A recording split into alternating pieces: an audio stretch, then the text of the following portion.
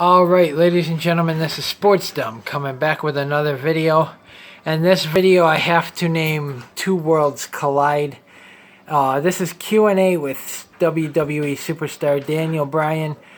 Chase Field will host the 2019 Royal Rumble on January 22nd, and it shows Daniel Bryan in a Diamondbacks jersey throwing a pitch.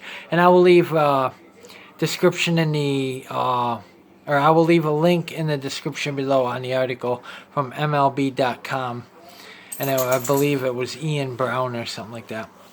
Okay. On Sunday, January 27th, the WWE makes its Chase Field debut hosting the Royal Rumble, the official kickoff on the road to WrestleMania. As part of promoting the event, WWE superstar Daniel Bryan took batting practice and threw out the ceremonial first pitch at the Arizona Diamondbacks' final home game of the regular season last month.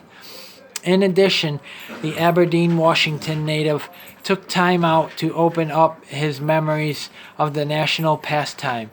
His thoughts on throwing out his second career big league first pitch, meeting D-backs reliever and fellow beard aficionado Archie Bradley, and the differences between performing in an arena versus an outdoor stadium. Now this is question from the statement from the D-backs, a little statement. Daniel, in just a few months, you'll be back in this building for one of WWE's biggest events, the Royal Rumble. This being the home of the D-backs throughout the baseball season, what memories of the game do you have growing up in the Pacific Northwest? Daniel Bryan. Baseball before 1995 is my forte. I just met former D-backs first baseman Mark Grace, and I yelled, "Mark Grace!" This is awesome. I tell all my friends, and they all know who Mark Grace is. We all collected baseball cards and that kind of memorabilia when we were kids, and even former Seattle Mariner and Hall of Fame pitcher Randy Johnson is working in your guys' front office. I was always a huge Mariners fan, but once you get past 1995, I vaguely followed Mark McGwire, Sammy Sosa home run race in 1998. But we in the WWE do so many shows every year, it's harder for me to keep up with it all. For example, everybody thinks I'm a diehard Seattle Seahawks fan, which I am. I love the Seahawks. But I never get to watch a game. People ask me about those players, and all I know is Russell Wilson is the quarterback. I loved Randy Johnson back in the day. I liked Ken Griffey Jr., and I loved when they brought his dad onto the team, and they played at the same time in 1990. I thought that was the coolest. I loved Edgar Martinez, just like everybody did as a DH.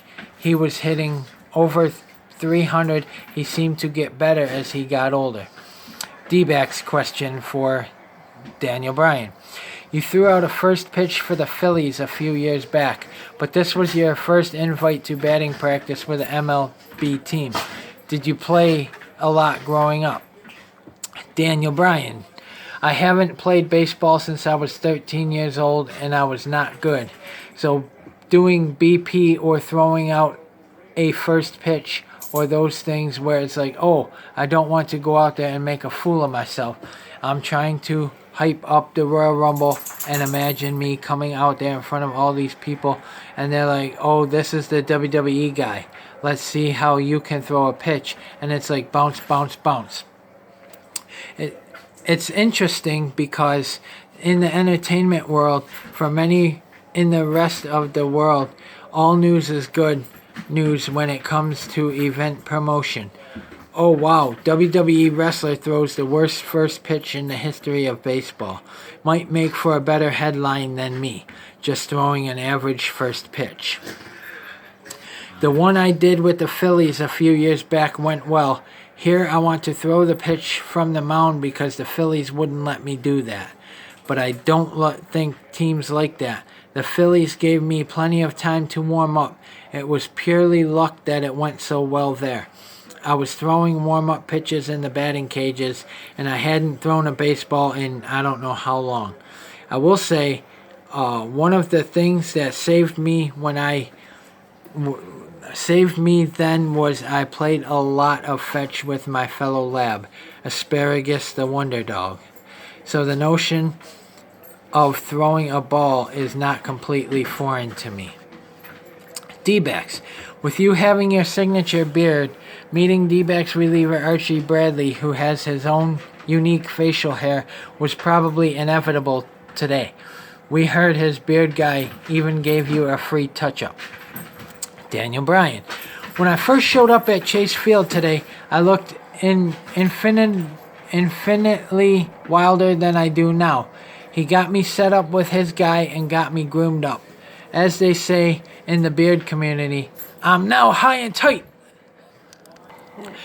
D-backs. Usually WWE superstars perform in enclosed arenas, but Chase Field being a baseball stadium and weather permitted, an outdoor stadium with the retractable roof on January 27 for the Royal Rumble. What are the challenges to working in such a unique venue in front of an anticipated packed house? Daniel Bryan. It's interesting because a performer, I think it's not so much a difference between an outdoor show versus an indoor one. A much bigger difference is a stadium show as compared to an arena show. Typically, when we come to Phoenix, we do our shows inside an arena, an enclosed atmosphere. And when you do a move, you hear the "yeah" from the fans right away. In a big stadium show, sometimes we'll do a move, hear no response, and you'll think, wow, nobody cared. And then you're in the middle of doing something else. Then you hear this, whoa. You kind of want to stop and say, wait a second, I didn't do anything. Then you realize it takes a second for the sound to travel down to the ring. That's the weird part because what we do is entertainment. A lot of times I'm gauging what I'm doing by how the fans react. So if you can hear how fans reacted for a particular move, even with a couple seconds delay, it just throws off your whole mindset. But it is just so cool to me to be in front of so many people. There's nothing like the energy of performing in front of so many fans. I'm also in a unique situation where a lot of people will chant, yes, yes, yes, as soon as I start coming out. So it's a whole arena of people chanting in unison with me. I read a lot, and so I've been reading about fungal networks recently and how they all interact in the plant world. I've started to think when I come out to the ring, there's this unique singular fungal network where wrestling fans and I all chant yes together. It's weird. If you were to tell people, okay, everybody do this at the same time, it'd be hard to get everybody sync, but wrestling fans just naturally do it. So we all do it together and it's pretty incredible.